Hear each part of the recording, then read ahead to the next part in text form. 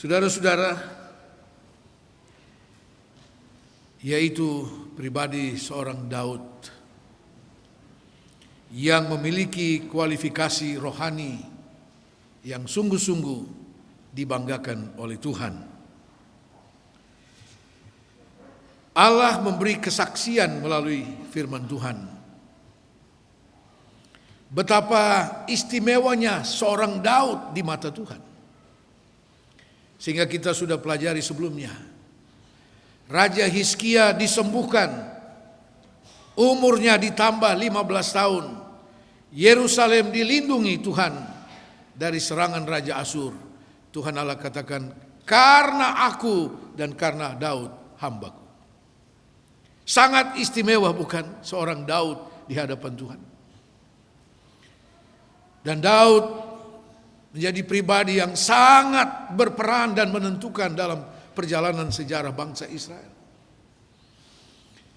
Kitab Perjanjian Baru diawali dengan Matius 1 ayat 1 tentang silsilah Yesus yang disebutkan dalam kalimat pertama, Yesus anak Daud. Dan diakhiri kesaksian dari Yesus sendiri dalam Wahyu pasal 22 ayat 16. Aku Yesus keturunan Daud. Luar biasa bukan? Ini pribadi yang berharga dan dibanggakan oleh Tuhan. Pribadi Yesus selalu dikaitkan dengan Daud.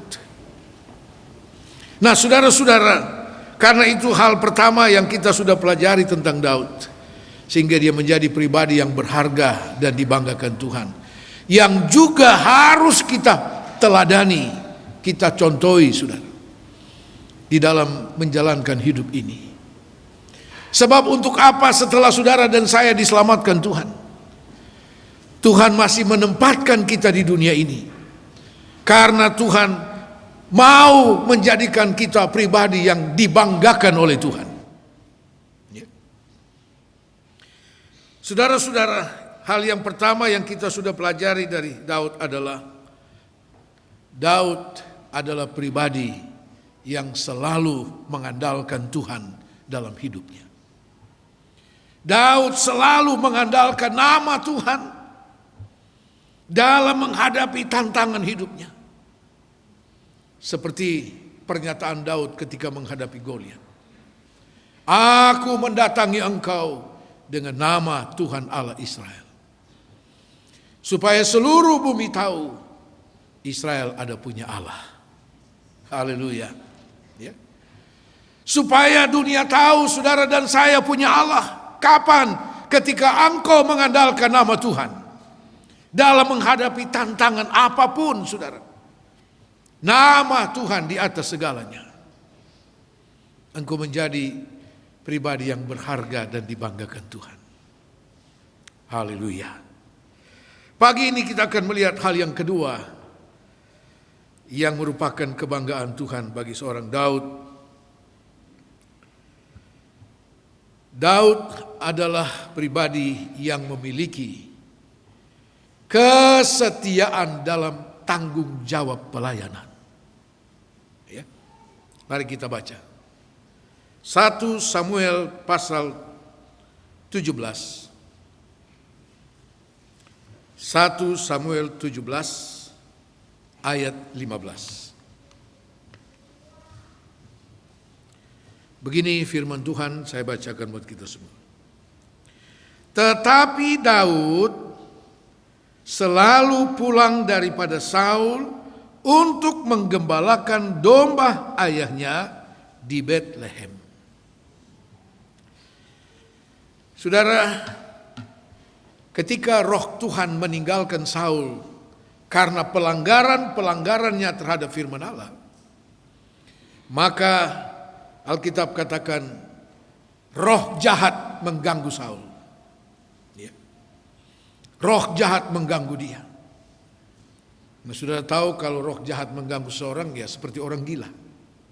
Dan itu Saul. Sehingga dicarilah orang yang kira-kira dapat menenangkan hati dan jiwa daripada Saul. yang bisa mengusir roh jahat daripadanya.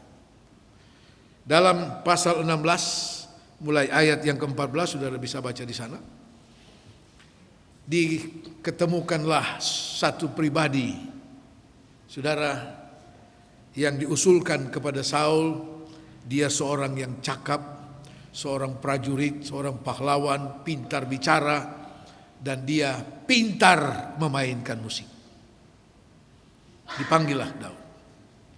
Dan Alkitab katakan setiap kali roh jahat mengganggu Saul, dan ketika Daud memainkan kecapi dan memuji menyembah Tuhan, roh jahat itu lari daripada Saul. Saudara melihat betapa pujian penyembahan kepada Tuhan itu luar biasa. Ya. Jangankan corona, roh jahat pun lari. Katakan amin. Saudara diam aja. Ya. Jangankan corona, ya. Roh jahat saja lari. Karena apa? Pujian dan penyembahan bagi Tuhan. Karena itu pujian penyembahan kita kepada Tuhan jangan biasa-biasa, saudara. Harus luar biasa. Ya. Dengan segala kesungguhan. Karena ketika kita memuji Tuhan dengan kesungguhan, Alkitab katakan Allah bertakhta di atas pujian itu. Dan itu pengalaman seorang Daud. Saudara bisa bayangkan ketika Daud satu-satunya orang yang dapat menolong Saul, mengusir roh jahat daripada Saul. Kira-kira Saul tidak sanggup menyediakan dia fasilitas di istana? Ya. Pasti Saul bilang, anaknya, lu jangan pergi kemana-mana, lu di sini sudah. Ya. Kira-kira begitu. Ya. Lu mau minta gaji juga berapa, saya kasih. Ya. Saudara, tetapi rupanya Daud tidak tergiur dengan segala fasilitas di istana. Karena apa? Dia punya tanggung jawab pelayanan. Seperti yang kita baca. Sesudah Daud menjalankan pelayanannya di istana untuk kesembuhan Saul, dia selalu pulang ke kampungnya. Kenapa harus selalu pulang ke sana? Oh, ada 2-3 ekor domba yang menantikan dia, yang digembalakan oleh Daud. Cuma 2-3 ekor domba, tidak banyak, saudara. Tidak banyak. Tapi untuk 2-3 ekor domba yang dipercayakan orang tuanya kepadanya, dia harus selalu kembali untuk menggembalakannya. Haleluya. Ketika Daud maju ke medan perang melawan Goliat, kakaknya Eliab bilang, "Hei, lu anak kecil datang di sini bikin apa? Itu 2-3 ekor domba yang dipercayakan kepadamu, lu kasih tinggal di siapa?"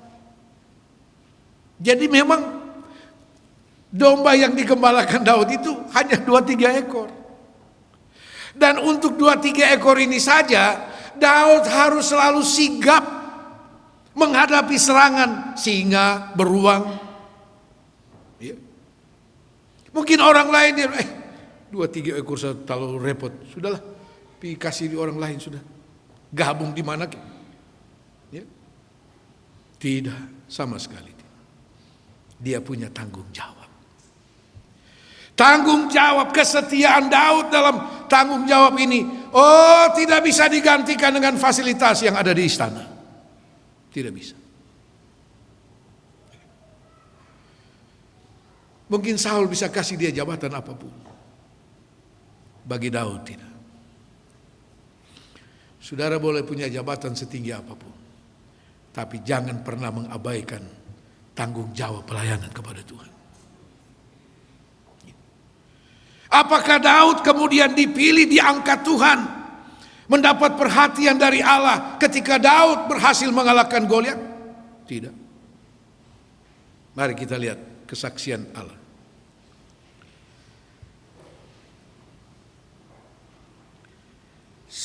1 Tawarikh 17. 1 Tawarikh 17 ayat 7.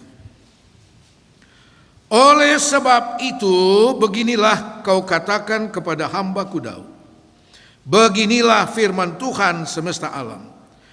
Akulah yang mengambil engkau dari padang ketika menggiring kambing domba untuk menjadi raja atas umatku Israel. Allah sudah menaruh perhatian kepada Daud karena kesetiaannya untuk melayani, untuk menggembalakan domba yang cuma 2-3 ekor itu. Tuhan menaruh perhatian. Dan ketika Tuhan memperhatikan itu, Tuhan bilang, aku memilih mengambil engkau ketika engkau menjadi gembala di belakang domba-domba yang engkau gembalakan. Apa yang diperhatikan Tuhan kepada Daud? Kesetiaan kepada perkara yang kecil. Kepada hal yang kecil, 2-3 ekor apalah artinya, saudara? Terlalu kecil. Tapi kita membaca di sini, justru Tuhan menaruh perhatian kepada Daud, bukan ketika mengalahkan Goliat. Oh, prestasi yang luar biasa secara manusia. Tapi ketika Daud setia menggembalakan 2-3 ekor domba. Katakan amin. Lalu apa yang dimaksud dengan pelayanan di sini? Apakah ketika saudara berdiri di depan sini memimpin pujian? Ketika saudara ada di depan sini memainkan musik, singers dan sebagainya? Berkhotbah? Bukan hanya sebatas itu. Ketika engkau datang beribadah kepada Tuhan, engkau sedang melayani Tuhan. Ibadah adalah bagian pelayanan kita kepada Tuhan.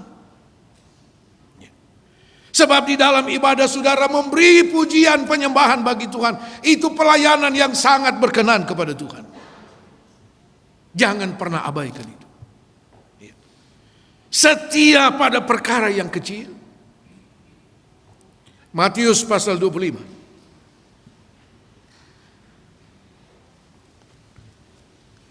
Matius pasal 25. Ayat 23. Maka kata tuannya itu kepadanya, baik sekali perbuatanmu itu, hai hambaku yang baik dan setia. Engkau telah setia memikul tanggung jawab dalam perkara yang kecil. Aku akan memberikan kepadamu tanggung jawab dalam perkara yang besar. Masuklah dan turutlah dalam kebahagiaan Tuhanmu. Karena engkau setia pada perkara yang kecil, aku mempercayakan engkau tanggung jawab yang besar. Dari menggembalakan 2-3 ekor domba, Tuhan pilih Daud untuk menjadi raja atas bangsa Israel. Raja yang paling besar dalam sejarah bangsa Israel. Sampai hari ini, Daud sangat dihormati. Saudara, mari kita belajar setia pada perkara yang kecil. Apapun yang dipercayakan kepadamu, oh saudara, sungguh-sungguh lakukan itu. Ya. Kolose pasal 3 ayat 24, 25 katakan, lakukanlah segala pekerjaan. Bukan seperti kepada manusia, tapi seperti kepada Tuhan. Karena dari Tuhanlah kita menerima apa yang ditentukan menjadi bagian upah kita. Kristus adalah Tuhan, kita hambanya. Haleluya. Tuhan menaruh perhatian kepada Daud karena kesetiaan. Oh, Daud tidak mau menggantikan tanggung jawab pelayanan yang kecil itu dengan segala fasilitas yang ada di istana. Tidak. Dia selalu kembali untuk tanggung jawab menggembalakan 2-3 ekor domba. Bahkan untuk 2-3 ekor domba ini, Daud rela mempertaruhkan nyawanya ketika harus bergumul dengan singa dan beruang. Saudara, pelayanan dan kesetiaan itu membutuhkan pengorbanan. membutuhkan pengorbanan. Dan karena itulah banyak orang tidak suka dalam pelayanan. Karena harus ada pengorbanan. Tapi siapa pernah sangka seorang anak remaja yang mulai belajar menggembalakan 2-3 ekor domba, Tuhan bawa menjadi raja besar. Tidak ada yang pernah pikirkan itu. Sekali lagi saya mau katakan, saudara, Tuhan menaruh perhatian kepada Daud dan merencanakan Daud menjadi raja bukan ketika Daud mengalahkan Goliat. Bukan. Alkitab katakan, Tuhan bersaksi, aku yang mengambil engkau dari belakang domba-domba yang engkau gembalakan menjadi raja. Tuhan menaruh perhatian kepada saudara dan saya bukan nanti setelah engkau menjadi orang besar, ya, punya segala macam. Oh, bukan. Tapi ketika engkau mulai setia dengan perkara yang kecil. Katakan amin. Kita melihat dalam kitab Ayub pasal 36. Ayub 36 ayat 11.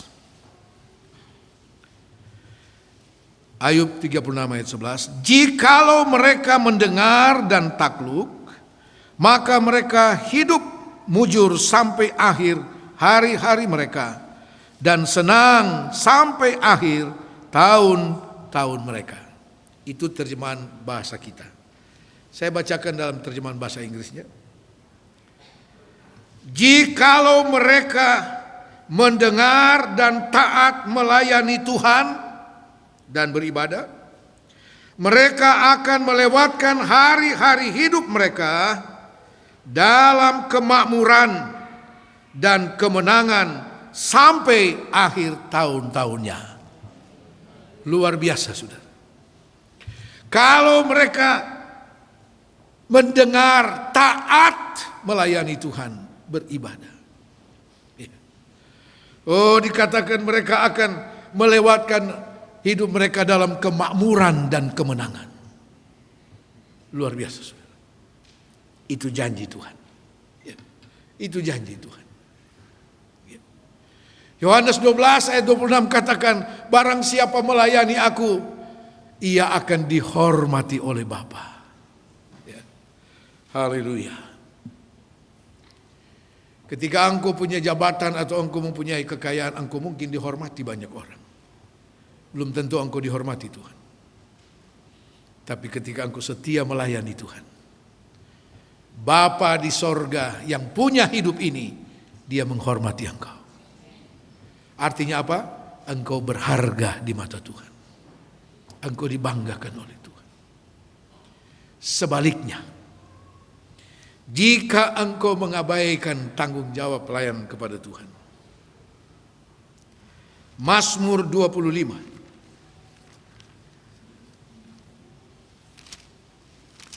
Mazmur 25 ayat Mazmur 28 ayat 5. Mazmur 28 ayat 5. Karena mereka tidak mengindahkan pekerjaan Tuhan dan perbuatan tangannya, Ia akan menjatuhkan mereka dan tidak membangunkan mereka lagi. Bahaya. Ketika engkau mengabaikan tanggung jawab pelayanan, ya, saudara, engkau akan dijatuhkan Tuhan, tidak akan bangun lagi. Kegagalan demi kegagalan engkau akan alami. Ini firman Tuhan. Karena itu mari kita harus lebih serius dalam tanggung jawab pelayanan yang Tuhan percayakan bagi kita. Seperti saya katakan tadi, bukan ketika engkau harus ada di altar sini, itulah pelayanan. Bukan. Ketika engkau datang beribadah dengan sungguh-sungguh kepada Tuhan, saudara sedang melayani Tuhan. Dan Tuhan menaruh perhatian kepada. Tuhan menaruh perhatian. Haleluya. Daud tidak pernah berdoa, Tuhan jadikan saya raja atas bangsa Israel. Tidak. Tuhanlah yang merencanakan itu bagi Daud. Karena Tuhan menaruh perhatian kepada Daud. Untuk hal apa? Hal yang kecil. Kesetiaan kepada perkara yang kecil. Dan untuk setia pada perkara yang kecil, kita harus lebih serius, lebih sungguh-sungguh dalam melayani Tuhan. Harus lebih sungguh-sungguh, saudara. Jangan pernah mengabaikan. Ini kata firman Allah. Karena mereka tidak memperhatikan, ya, tidak mengindahkan pekerjaan Tuhan, mereka akan dijatuhkan dan tidak bangun lagi. Bahaya, itu malah petaka, saudara. Karena Tuhan masih taruh kita di dunia ini supaya kita belajar melayani Tuhan. Haleluya. Supaya pada akhirnya kita pun akan mendengar perkataan-perkataan yang luar biasa dari Yesus. Sabaslah hai hamba yang setia. Engkau sudah setia pada perkara yang kecil, aku mempercayakan engkau perkara yang besar. Apa itu perkara besar yang Tuhan sediakan buat saudara dan saya? Kitab Wahyu katakan apa? Engkau akan duduk memerintah bersama dengan aku di atas takhtaku. Haleluya. Itu luar biasa. Mungkin di dunia saudara sampai mati tidak mendapatkan jabatan apapun, ya. Kalaupun dapat, nanti pensiun juga, ya. Tetapi yang Tuhan sediakan buat saudara dan saya kekal selama-lamanya. Haleluya. Saudara mau setia? Ya. Yang lain masih pikir-pikir. Ya. Saudara mau setia? Lakukan dengan segala kesungguhan. Bukan seperti kepada manusia, tapi seperti kepada Tuhan yang menyediakan upah bagi kita semua. Ya. Tuhan tidak pernah mau berhutang kepada kita. Ya. Tuhan tidak pernah mau berhutang. Bahkan untuk segala pengorbananmu dalam bentuk apapun, bahkan air mata dalam hal pelayanan, pemazmur katakan dia tampung dalam berkasnya. Oh, Tuhan tidak lupa mencatat apa yang saudara korbankan demi pelayanan kepada Tuhan. Haleluya. Pribadi seorang Daud, pribadi yang berharga dan dibanggakan Tuhan. Mari kita belajar dari pribadi. Haleluya. Tuhan Yesus memberkati. Kita bangkit.